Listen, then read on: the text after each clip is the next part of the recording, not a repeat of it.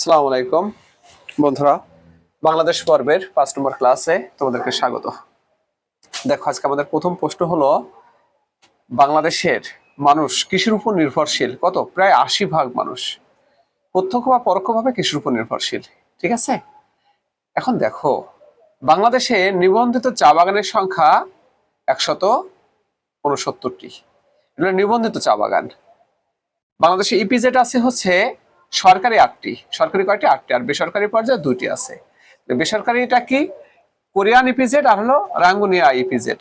এই দুটো হলো বেসরকারি ইপিজেড। তো তারপর প্রশ্নটা দেখো, বাংলাদেশের দীর্ঘতম নদী এটা হলো মেঘনা। অবশ্য এখানে দুটা তথ্য আছে, একটা হলো পানি উন্নয়ন বোর্ড কর্তৃক মেঘনা, আর হচ্ছে মানে জাতীয় নদী রক্ষা কমিশন তাদের মধ্যে পদ্মা। পদ্মা হচ্ছে বাংলাদেশের দীর্ঘতম নদী, আর পানি উন্নয়ন বোর্ডের মতে মেঘনা হচ্ছে বাংলাদেশের দীর্ঘতম নদী। দেখো, আন্তর্জাতিক বিমানবন্দর হচ্ছে 3টি। আন্তর্জাতিক বিমানবন্দর 3টি, কি কি? ঢাকা, চট্টগ্রাম, সিলেট। ঠিক আছে। আর শুধু নদী বন্দর কয়টি? 53টি নদী বন্দর। এটা হলো বিমানবন্দর। বিমানবন্দর হলো 3টা আন্তর্জাতিক মানের। হ্যাঁ, আর নদী বন্দর হচ্ছে বাংলাদেশে মোট 53টি নদী বন্দর আছে। সমুদ্র বন্দর কয়টি? 3টি, কি কি? চট্টগ্রাম, মোংলা, পায়রা। এই 3টা সমুদ্র বন্দর, চট্টগ্রাম, মোংলা, পায়রা। ঠিক আছে।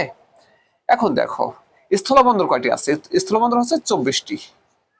ঠিক আছে। তো আমরা জানি বেনাপোল কিন্তু সবচেয়ে বড় স্থলবন্দর বাংলাদেশের। মোট স্থলবন্দর 24টা, তার বেনাপোল সবচেয়ে বড়। আর বাংলাদেশের সাক্ষরতার হার কত? তোমার 77.9%, মানে 7+ পর থেকে এটা কিন্তু সাক্ষরতার হার, মানে যাদের বয়স 7-এর উপরে এ ধরনের মানুষের 77.9% মানুষ স্বাক্ষর করতে পারে। দেখো, সরকারি বিশ্ববিদ্যালয় কয়টি? 56টি। সরকারি বিশ্ববিদ্যালয় 56টি। আর বেসরকারি বিশ্ববিদ্যালয় 115টি। এটা 100 বেসরকারি বিশ্ববিদ্যালয়।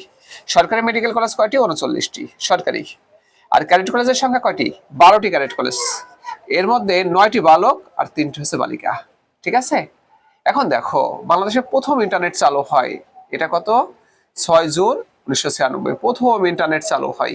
ঠিক আছে। আর 4G চালু হয় কবে? 4G সেবা চালু হয় 19 ফেব্রুয়ারি 2018। 4G সেবা চালু হয়, মানে 4G যুগে বাংলাদেশ পদার্পণ করে। আর প্রথম সার্চ ইঞ্জিন সেটা হলো পিপিলিকা। বাংলাদেশের প্রথম সার্চ ইঞ্জিনের নাম কি? পিপিলিকা। 13 এপ্রিল 2013। ঠিক আছে। তো ফ্রেন্ডস, এভাবে তোমাদেরকে অনেক ধন্যবাদ আজকের এই ক্লাসে অংশগ্রহণ করার জন্য। খোদা হাফেজ।